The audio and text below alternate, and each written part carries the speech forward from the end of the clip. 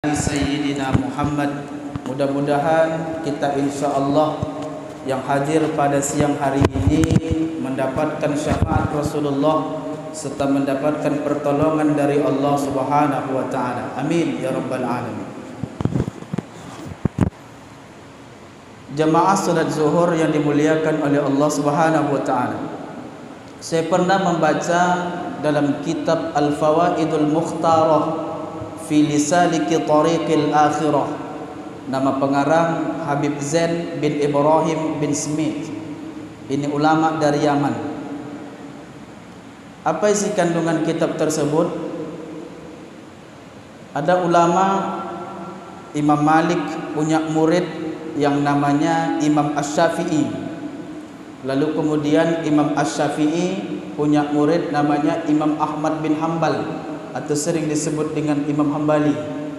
Dan Imam Hambali punya murid namanya Imam Bukhari. Imam Ahmad bin Hanbal punya putri. Beliau selalu menceritakan bagaimana kesolehan Imam Asy-Syafi'i. Imam Asy-Syafi'i ini nama lengkapnya adalah Muhammad bin Idris Asy-Syafi'i. Dia menceritakan bagaimana solehnya Imam Asy-Syafi'i. Sampai-sampai ia ceritakan kesolehan Imam Asy-Syafi'i ini sama putrinya. Apa kata Imam Hambali? Wahai anakku, ya, ayah punya guru soleh betul. Ayah punya guru alim betul. Namanya adalah Imam Asy-Syafi'i. Sampai-sampai karena seringnya Imam Hambali menceritakan kesolehan Imam Asy-Syafi'i, apa kata putrinya? Ayah, boleh tidak aku berjumpa dengan Imam Asy-Syafi'i? Aku penasaran betul dengan Imam Asy-Syafi'i. Bagaimana kesolehan Imam Asy-Syafi'i? Saya penasaran. Boleh enggak ayah bawa ke rumah? Datang ke rumah biar saya supaya dapat lihat bagaimana kesolehan Imam Syafi'i itu. 3 hari berikutnya Imam Hambali berjumpa dengan Imam Syafi'i. Ia sampaikan hajat putrinya. Tuan guru, ya, putriku punya hajat sama engkau. Apa rupanya? Putriku minta engkau datang ke rumahku bersilaturahim. Imam Syafi'i menolakkah? Tidak. Imam Syafi'i datang ke rumahnya. Ketika Imam Asy-Syafi'i datang, seluruh pergerakan Imam Asy-Syafi'i dilihat oleh putri Imam Hambali.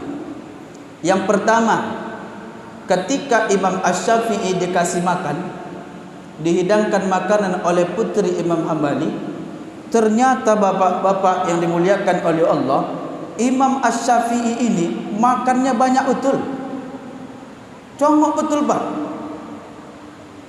Sampai khawatir putrinya ni, mau tak dapat aku nanti makan ni? Heran putri, masa ulama makannya congok Pak?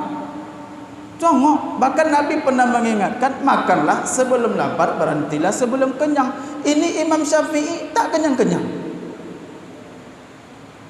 Heran Pak putri Imam Hambali. Ternyata ayahku salah, masa ulama makan banyak?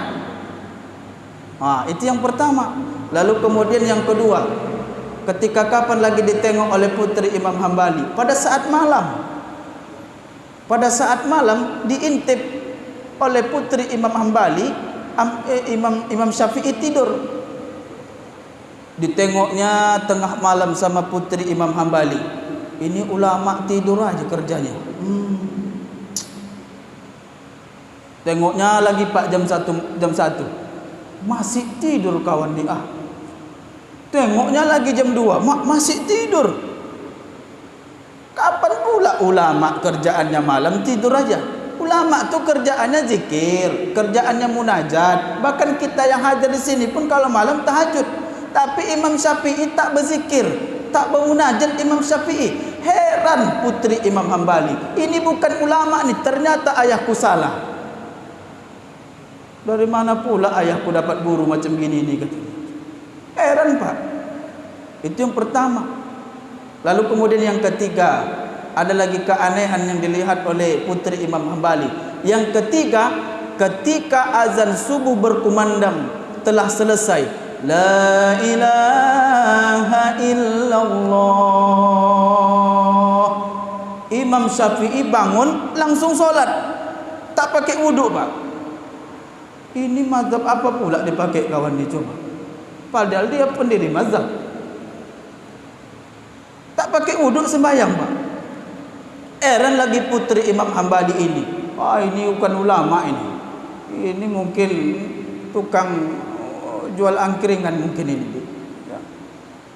Nah, lalu kemudian pada paginya putri Imam Hambali jumpai Hambali. Ayah, ya, ada rupanya. Ayah ternyata salah ayah membawa orang. Ayah bilang Imam Syafi'i ini soleh. Mana pula soleh? Selama dia di sini tak pernah aku nampak dia beribadah, ayah. Kerjaannya makan, kerjaannya tidur, solat enggak pakai wudu. Salah ayah, besok ganti guru.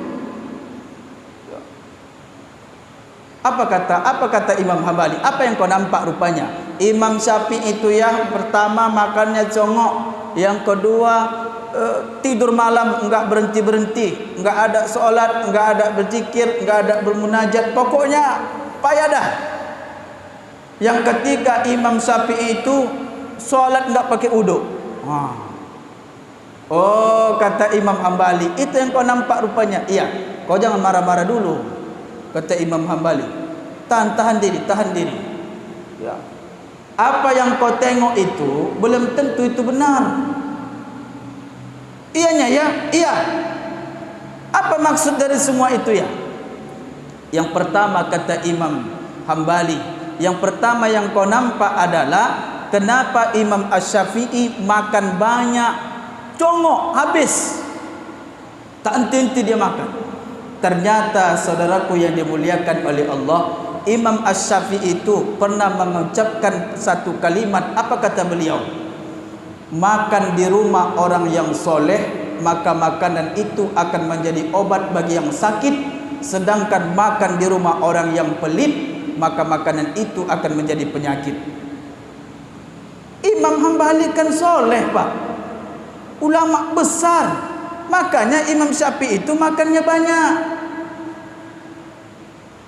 Besok bapak datang ke rumah orang yang soleh, makan banyak-banyak pak. Makan banyak-banyak datang ke rumah orang. Kalau bisa bontot lagi pak, pulang bungkus. Jadi makan di rumah orang yang soleh itu jadi obat. Karena kenapa? Ia memberi makan tamu-tamunya itu dengan duit yang halal. Ya. Makanya pak, mohon maaf, apa yang dapat kita ambil dari sini? Kasihlah makan anak-anak kita dengan uang yang halal. Imam Al-Ghazali dalam kitabnya Ihya Ulumuddin mengatakan, sekali saja kau kasih makanan yang haram sama anak-anakmu, maka akan putus satu urat kebaikan di sini. Allah. Hati-hati pak, kalau ngasih makan sama anak kita, kita baca doa, Allahumma barik lana fima razaqtana wa qina adzabannar. Api neraka itu yang kita masukkan ke dalam mulut anak-anak kita. Makanya anak kita banyak anak-anak yang nakal hari ini pak, karena mungkin ada uang-uang haram, ada harta-harta haram yang kita kasih sama anak kita hari ini. Makanya susah mereka menghafal. Ya.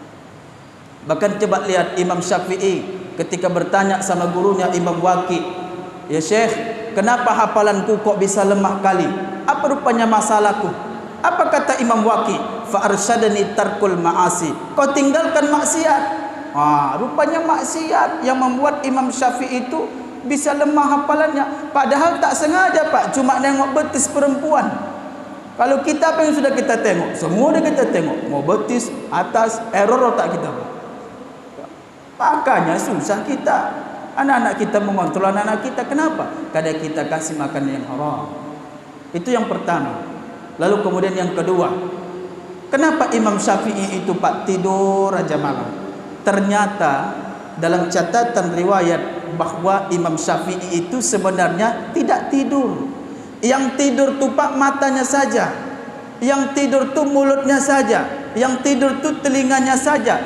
Tapi otak dan hati Imam Syafi'i tak pernah tidur. Tak pernah tidur.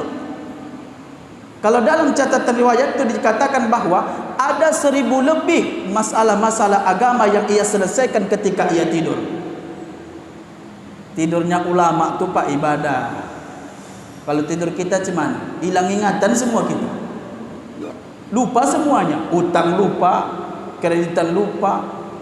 Imam Syafi'i tidak. Makanya dia banyak kitab-kitab dia. Coba baca dalam kitab itu ulama-ulama dulu. Tapi apa yang kita buat hari ini? Banyak kita caci ulama-ulama kita hari ini, Pak. Banyak kita ejek ulama-ulama kita hari ini. Tengok Imam Nawawi, dia buat kitab Syarhul Muhadzab. Berapa jilid banyaknya? Ya, bahkan sampai Imam Nawawi tak menikah, di penjara dia buat kitab itu. Tegahkah kita mencaci ulama-ulama kita hari ini? Tegahkah kita mengatakan mereka masuk neraka? Kalau dibandingkan dengan amal ibadah kita, tidak ada apa-apanya. Awak baru belajar kitab, udah kaji tafsir, Pak. Baru pandai baca Quran, udah kaji tafsir. Semua orang dibid'ah-bid'ahkan. Kau masuk neraka. Emangnya neraka punya kita aja, Pak? Surga punya orang tuh. Tidak boleh ya. Hargai ulama-ulama kita. Luar biasa ulama-ulama kita itu ya. Makanya kalau kita hari ini kalau belajar kitab kuning, apa yang pertama kali kita baca? Kalau belajar kitab-kitab itu, kita bacakan Fatihah dulu untuk ulama-ulama kita. Kalau kita baca kitab-kitab agama, bacakan Fatihah dulu ya. Sampai bacaan Fatihah itu untuk ulama-ulama kita dulu. Karena tak sebanding dengan pengorbanan mereka, bagaimana mereka memperjuangkan agama ini dengan kita yang hari ini serba instan ya. Lalu kemudian yang ketiga, kenapa Imam Syafi'i itu dia ketika selesai azan dia langsung salat subuh? Ternyata Pak, Imam Asy-Syafi'i itu tak pernah putus wudunya. Tak pernah putus Pak wudunya. Ya.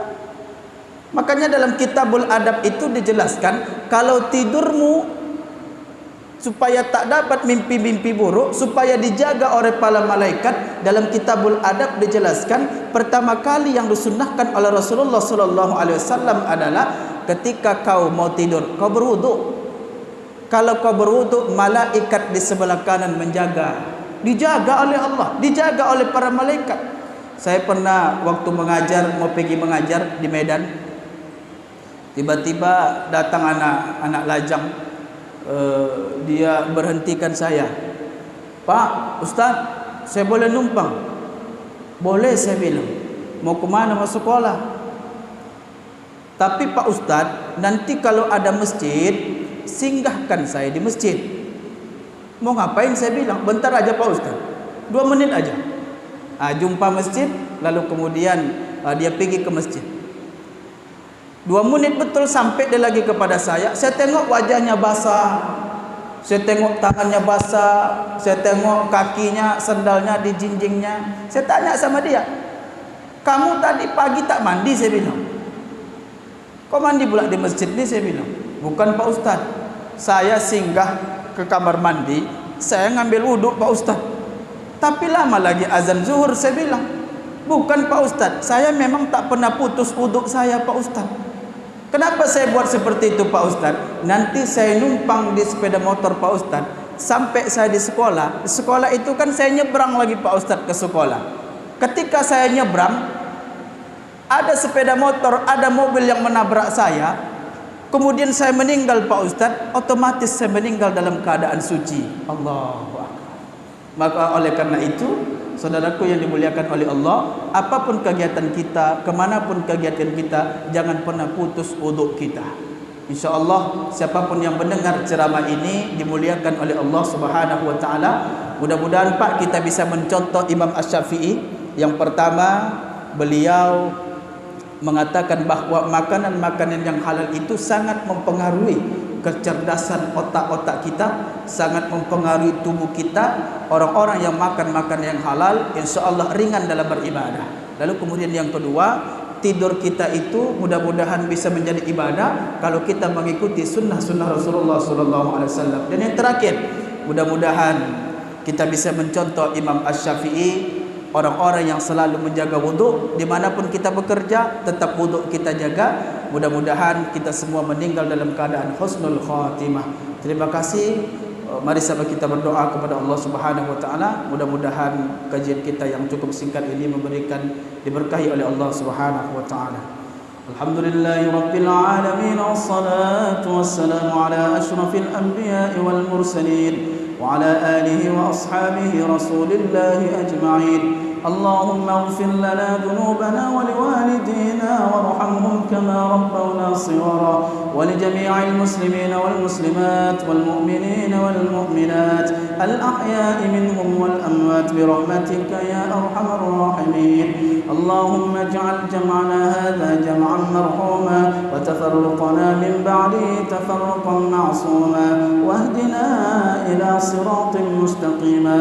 اللهم إنا ظلمنا نفسنا ظلما كثيرا ولا يغفر الذنوب إلا أنت، فاغفر لنا مغفرة من عندك وارحمنا إنك أنت الغفور الرحيم. ربنا آتنا في الدنيا حسنة وفي الآخرة حسنة وقنا عذاب النار، وصلى الله وسلم عليه والحمد لله رب العالمين. والسلام عليكم ورحمة الله وبركاته.